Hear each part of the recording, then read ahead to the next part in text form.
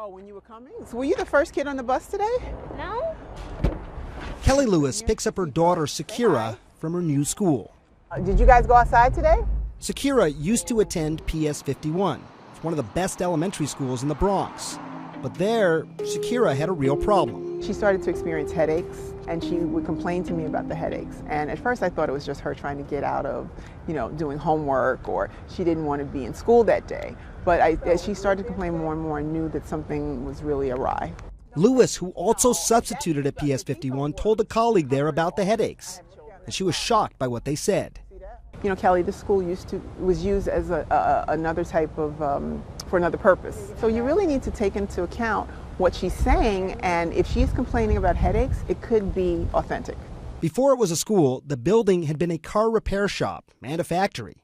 She decided to withdraw Sakira from PS 51, and immediately, she says, her daughter's headaches went away. But when Kelly saw this notice posted at the Bronx New School in August, she knew she had to re-engage with the school. So first, I want to start out by apologizing to all of you. She listened to Chancellor Dennis Walcott's open the emergency meeting with an apology, followed by disturbing news. We decided to do environmental reviews.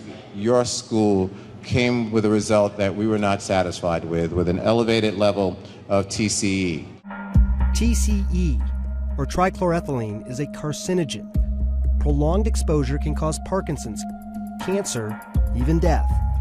Tests at PS 51 show TCE levels at 100 times worse than what's considered safe. At high concentrations, it can cause headaches, although it is still unclear if concentrations were high enough to cause Sakira's headaches. Based on the final confirmation, we thought we needed to shut the building down. Parents are upset. You are using euphemisms. You're trying to be nice. That was a building that was storing chemicals that were cancer-causing agents, and because of the vicinity and the children that are involved, you didn't care. I hope that the parents reserve their right in every sense in protecting their children who go there now and protecting their children who have attended Bronx New School in the past. Lewis and the other parents worried the district had dropped the ball. And that's because the Department of Education didn't let parents and staff know they discovered the contamination in January. And yet the children were kept in class through the end of the year. And I was quite angry to find out that they had tested actually in January and February, and they knew there were higher levels than could be accepted in the school, but the children were allowed to stay there. And so my anger started to just build. Chancellor Walcott said he too was unhappy about that decision. I voiced my displeasure with our folks and myself as far as the timeliness of that notification. And from this point on, whenever we get a positive notification around some type of environmental issue, the parent community, the staff, and the school community will be notified immediately. But Lewis doesn't trust the district to police itself anymore. She and the other parents want mandatory ground and water testing at the schools.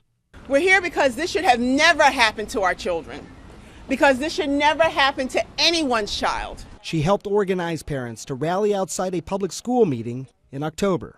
I first have to say, Dennis Walcott, how dare you? How dare you?